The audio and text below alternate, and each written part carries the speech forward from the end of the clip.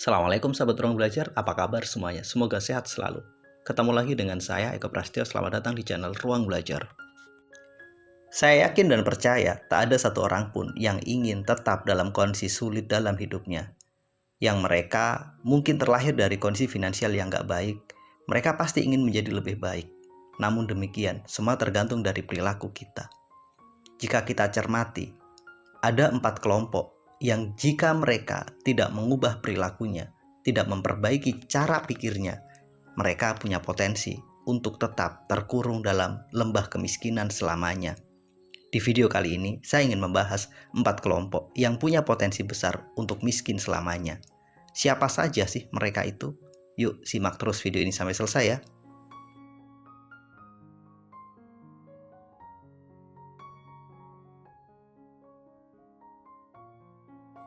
Pertama adalah orang-orang yang gak sabar.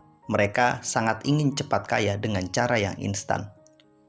Kita memang sadar dan paham bahwa berada dalam lubang kemiskinan itu tidak menyenangkan. Berada dalam kondisi finansial yang pas-pasan itu sangat menyiksa. Kadang di sini kita ingin benar-benar segera keluar dari kondisi sulit ini. Ketidaksabaran kita yang membuat kita melakukan banyak hal yang bukannya menjadi lebih baik, justru sebaliknya punya potensi menjadi jauh lebih buruk. Keinginan dan ketergesa-gesaan untuk menjadi kaya, untuk lepas dari jerat kemiskinan, membuat seseorang gak berpikir secara logis. Mereka menempuh cara instan dan ujungnya bisa jadi mereka melakukan banyak upaya dan tindakan spekulasi. Keinginan yang sangat menggebu-gebu ingin segera kaya dalam waktu singkat membuat mereka sangat mudah terjebak dalam berbagai praktek penipuan. Mereka nggak suka kerja keras, tapi ingin segera mendapatkan hasil yang besar, sehingga nggak usah heran. Mereka sangat mudah untuk ditipu. Bukan kebaikan yang mereka dapatkan, namun justru akibat ketidaksabaran itu membuat mereka punya potensi semakin terjerembab dalam kondisi sulit dari sisi finansial. Satu hal yang pasti bahwa menjadi kaya itu butuh proses dan semua nggak instan. Jika ada seseorang yang menawarkan proses kaya menjadi instan dan dengan cara yang sangat mudah, percayalah, ini hanya sebuah tipuan. Satu hal yang harus benar-benar kita cermati bahwa bersabar dalam proses itu menjadi sesuatu yang sangat mutlak. Jika kamu sangat mudah terjerat dan terpengaruh oleh bujuk rayu cara instan menjadi kaya, maka bersiap-siaplah. Bukan kekayaan yang kamu dapatkan, namun sebaliknya. Oleh karena itu, kelompok inilah kelompok yang punya potensi untuk tetap stay dalam lingkaran kemiskinan karena ketidaksabaran mereka.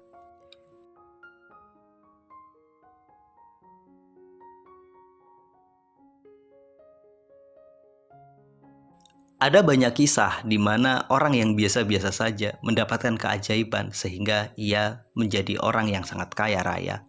Ada orang yang kemudian mendapatkan lotre atau ketika mereka tanpa sengaja membantu orang lain dan kemudian mendapatkan hadiah berupa kekayaan. Banyak kisah itu mungkin menginspirasi kita untuk turut mendapatkan keajaiban yang sama. Terkadang orang-orang yang tertekan, merasa putus asa, mengalami kondisi yang sangat sulit, mereka sangat-sangat berharap adanya sebuah keajaiban.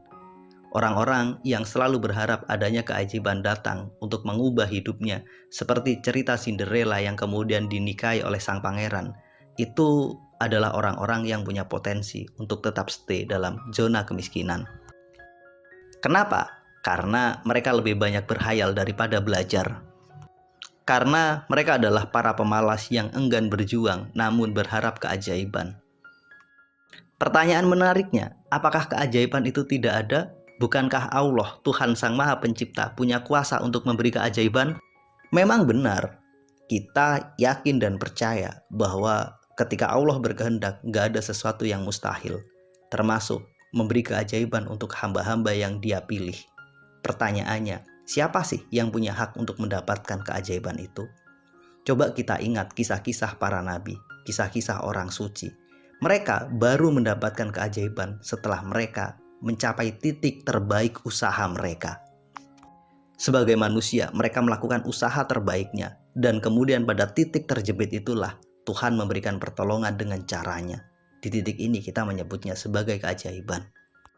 Kita ingat kisah Nabi Musa yang bisa membelah lautan ketika dia terdesak karena dikejar oleh pasukan Firaun. Atau mungkin kisah perang Badar yang pada saat itu menghadapi 1.000 orang, yang dimana kita dalam kondisi nggak benar-benar siap. Karena perjuangan yang sungguh-sungguh, pada akhirnya Allah juga memberikan keajaiban dan pertolongannya. Artinya, jika kita ingin mendapatkan sebuah keajaiban, boleh-boleh saja, tapi syarat dan ketentuannya berlaku. Apa syarat dan ketentuan itu? Lakukan usaha dengan sangat sungguh-sungguh. Berjuanglah dengan penuh kesungguhan dan penuh keyakinan. Maka pada titik akhir, biarkan Allah yang menyelesaikan. Bukan sebaliknya, bukan hanya duduk, manis, kemudian kita berhayal, mudah-mudahan Allah memberi keajaiban, mudah-mudahan Allah mengubah hidup kita. Jadi berharap keajaiban tanpa melakukan usaha yang sesungguhnya, ini adalah omong kosong. Berjuanglah dengan sebaik-baiknya, biarkan semuanya menjadi tanggung jawab Tuhan untuk meneruskan dan menyelesaikannya. Jadi jika kamu nggak pingin selamanya terjebak dalam kondisi sulit dalam hidupmu, berjuanglah, jangan berdiam diri, jangan hanya sekedar berhayal dan mengharapkan keajaiban.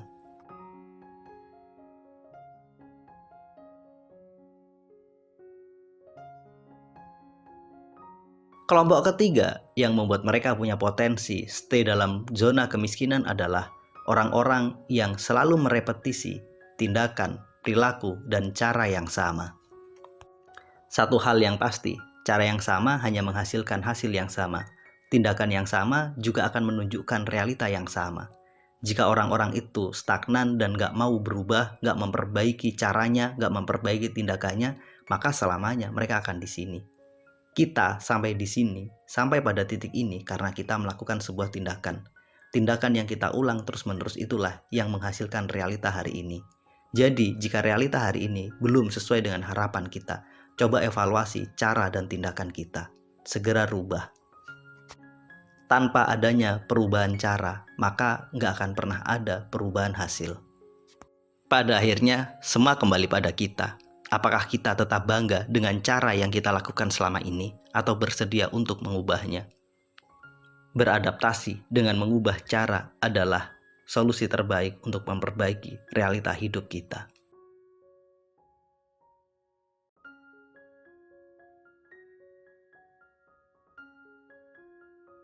Kelompok keempat yang membuat mereka punya potensi untuk tetap setia di zona mereka adalah orang-orang yang enggan berinvestasi untuk meningkatkan kualitas diri.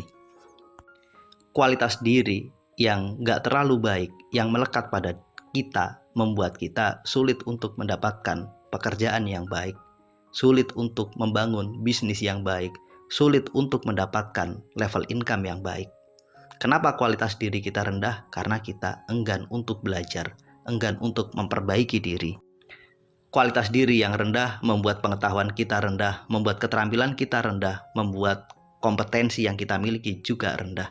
Akhirnya capaian kita juga nggak terlalu baik. Kita punya potensi kalah bersaing dengan orang-orang di sekitar kita. Akhirnya inilah yang akan menggerus kita, yang akan mengubur kita. Suka atau tidak, menjadi lebih baik adalah pilihan yang harus kita ambil agar kita bisa lolos dari zona yang tidak menyenangkan ini. Cara terbaik untuk menjadi lebih baik adalah terus belajar.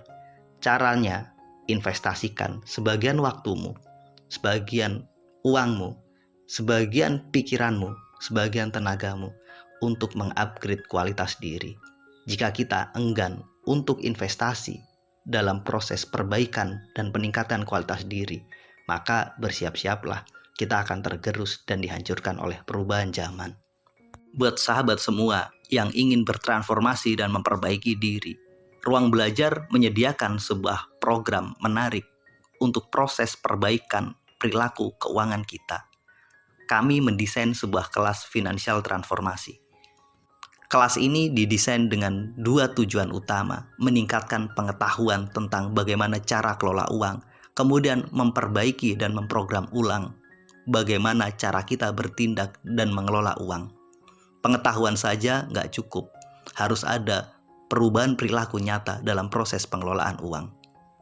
Informasi lebih lanjut tentang kelas online finansial transformasi dapat sahabat semua temukan pada link di deskripsi video ini. Terima kasih telah menonton, mudah-mudahan bermanfaat. Sampai ketemu pada video kami berikutnya. Assalamualaikum warahmatullahi wabarakatuh.